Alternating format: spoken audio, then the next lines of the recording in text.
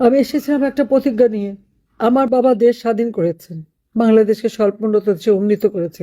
তার নামে এত বদনাম, এত মিথ্যা রটনা সকলের নামে। আমার মা, কামাল, জামাল আমাদের কাউকে বাদ দেয়নি। এমনকি আওয়ামী লীগের নামে নৌকা মার্কায় ভোট দেওয়া যাবে না, অমুক সমুক নানা কথা।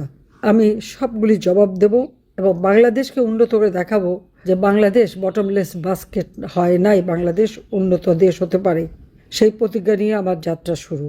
প্রতি পদে পদে বাধা, বারবার মৃত্যুর মুখোমুখি, গুলি, বোমা, গ্রেনেড হামলা কিনা আমাকে মোকাবেলা করতে হয়েছে, কিন্তু আমি পিছিয়ে যাইনি। ইন্ডেমনিটি দিয়েছিল মোস্তাক, তারপর জিয়াউর রহমান আইন করে খুনিদেরকে বিভিন্ন দূতাবাসে চাকরি দিয়ে পুরস্কৃত করেছিল। আমার প্রতিজ্ঞা ছিল এই খুনিদের বিচার আমি করব। যুদ্ধাপরাধীদের বিচার জাতিপিতা শুরু করেছিলেন জিয়াউর রহমান, তাদের সবাইকে ছেড়ে দেয়, সে বিচার বন্ধ করে দেয়। আমি যুদ্ধাপরাধীদের বিচার করব। আমি কৃতজ্ঞতা জানাই বাংলাদেশ আওয়ামী লীগের প্রতিটি নেতা কর্মী এবং যারা প্রয়াত তাদের সকলের প্রতি। আমি কৃতজ্ঞতা জানাই বাংলাদেশের জনগণ, ভোটার বারবার আমাকে ভোট দিয়ে নির্বাচিত করেছে, তাদের সেবা করার সুযোগ দিয়েছে এবং আমি বাংলাদেশকে উন্নয়নশীল দেশের মর্যাদায় উন্নীত করেছিলাম। দুঃখী মানুষের মুখে হাসি ফুটিয়েছিলাম। বাংলাদেশে কোনো দুর্ভিক্ষ ছিল না, রোগে ধুকে ধুকে মানুষ পড়তো না, অন্তত চিকিৎসা পেত। ঘরের কাছে কমিউনিটি ক্লিনিকের মাধ্যমে চিকিৎসা সেবা নিয়ে যে 30 প্রকার ঔষধ দিয়ে মানুষকে সহযোগিতা করেছি।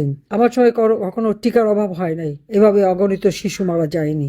এমনকি কোভিডের সময় বিনামূল্যে আমরা ভ্যাকসিন দিয়েছি, টেস্টিং করেছি এবং সেই সময় শিশুদের টিকাটাও কিন্তু সবসময় আমরা চালু রেখেছি। কিন্তু আজকের বাংলাদেশ, আমার দুঃখ হয় যে বাংলাদেশকে আমরা উন্নয়নশীল দেশে উন্নীত করলাম, সেই দেশটাকে ধ্বংস করে দিল। আজকে অর্থনীতি ধ্বংস, ইন্ডাস্ট্রি বন্ধ, আগুনে পুড়িয়েছে, আগুনে পুড়িয়ে পুড়িয়ে মানুষ মারা, মানে পুলিশ, আইনজীবী, সাংবাদিক, আওয়ামী লীগের অগণিত নেতা কর্মী এবং সহযোগী সংগঠনের নেতা কর্মী, মুক্তিযোদ্ধা, এমনকি আমাদের সরকারি অথবা সামরিক পুলিশ বাহিনীর যারা অফিসার, তাদেরকে পর্যন্ত ছাড়েনি। প্রত্যেকের নামে মিথ্যে মামলা দিয়ে হয়রানি করা হচ্ছে, পরিবারগুলি পর্যন্ত। আওয়ামী লীগের একেবারে তৃণমূলের নেতাকর্মী, উপজেলা, ইউনিয়ন, ওয়ার্ড, এমনকি ইউনিটের নেতাকর্মীদেরও বাদ দেয়নি। এই ইউনুস সেন্টারে বসে সমস্ত নাম ঠিকানা নিয়ে প্রত্যেকটা মানুষের উপর অত্যাচার, নির্যাতন, জুলুম, হত্যা আর কি বিভৎসভাবে খুন করেছে একের পর এক। কিন্তু যারা এই ঘটনা ঘটিয়েছে তাদেরকে দায় মুক্তি অর্থাৎ ইন্ডেমনিটি দিয়েছে। তাদেরকে ইন্ডেমনিটি দিয়ে বিচারের হাত থেকে রক্ষা করে সমস্ত মামলা আওয়ামী লীগের নেতা কর্মীদের বিরুদ্ধে, যত জঙ্গি সন্ত্রাসী, যে জঙ্গি সন্ত্রাসী আমি বন্ধ করেছিলাম, মানুষের জীবনে শান্তি নিরাপত্তা দিয়েছিলাম, তাদেরকে ছেড়ে দিয়েছে। আজকে কারাগার ভর্তি আমার আওয়ামী লীগের নেতা কর্মী এবং এই অফিসারদের। তাদের উপর অকথ্য অত্যাচার, ছাত্রলীগ, যুবলীগ, যুব মহিলা লীগ, আওয়ামী লীগ, মহিলা আওয়ামী লীগ, আমাদের নেতাকর্মী যারা আছে তাদের উপর কারাগারে যে কি নির্মম নির্যাতন চালাচ্ছে, একের পর এক মৃত্যুর ঘটনা আমরা শুনতে পাচ্ছি। আর প্রতিনিয়ত মানুষ হত্যা, সংখ্যালঘুদের উপর চরম নির্যাতন। কয়েকদিন আগে এক পুরোহিত সেই কক্সবাজার কুরুস্কুল, সেখানে তাকে কিভাবে নির্মমভাবে মেরে আগুন দিয়ে পোড়ালো। এবং এটা নতুন না, কবরের থেকে লাশ তুলে সেই মরা লাশের উপর অত্যাচার করে আগুন দিয়ে পোড়ানো, এটা কোন ধরনের কথা?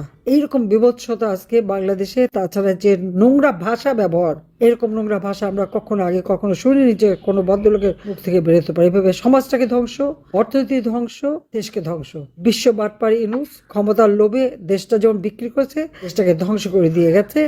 আর তারই পদাঙ্ক অনুসরণ করে আর এক গ্রেনেড হামলাকারী, অস্ত্র চোরা কারবারি, দুর্নীতিবাজ, যার দুর্নীতির জন্য FBI লোক সাক্ষী দিয়ে তাকে সাজা দেওয়া হয়েছে এবং তার মামলা যখন তুলে না হয়, FBI অফিসার কিন্তু আপত্তিও জানিয়েছে। সেই সাজাপ্রাপ্ত আসামি আর শ্রমিকের অর্থ আত্মসাৎকারী সাজাপ্রাপ্ত আসামি আমাদের দেশটাকে একেবারে ধ্বংস করে দিয়েছে। বাংলাদেশকে এখন উদ্ধার করতে হবে। আমি ভেবেছিলাম উন্নয়নশীল দেশ হয়ে গেছে, আমার দায়িত্ব শেষ, দারিদ্রের হার কমিয়েছি, প্রত্যেক ঘরে ঘরে বিদ্যুৎ দিয়েছি, মানুষের জীবন মান উন্নত করেছি। কিন্তু না, আজকে বাংলাদেশের মানুষ ধুকে ধুকে মরছে, হাজার হাজার শিশু মরছে। এভাবে বসে থাকা যায় না। আমাদেরকে সবাইকে সোচ্চার হতে হবে, এক হতে হবে এবং সবাইকে ঐক্যবদ্ধ হয়ে কাজ করে গণতন্ত্র ফিরিয়ে আনতে হবে। শিশুদের মৃত্যুর হাত থেকে বাঁচাতে হবে এবং যত বন্দী, রাজবন্দীদের মুক্তি দিতে হবে। কেন তারা মুক্তি পাবে না?